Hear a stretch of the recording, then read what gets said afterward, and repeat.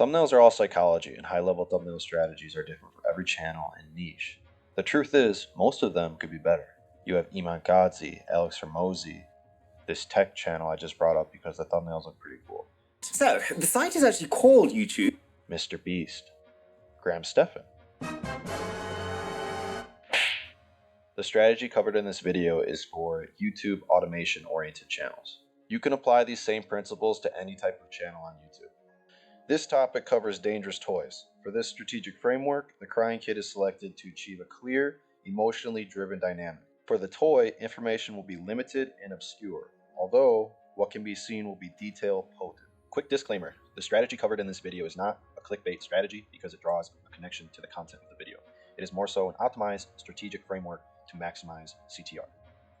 So the reason this thumbnail is going to work so effectively is because the information on the thumbnail is packaged coherently, it makes sense, and the information is minimal. So the processing power required for someone to understand the thumbnail immediately is reduced dramatically. And that just scratches the surface of the technical aspects of thumbnail creation best practices. The reason this thumbnail is going to work effectively is because it's going to have a call to action that resonates with the target viewer.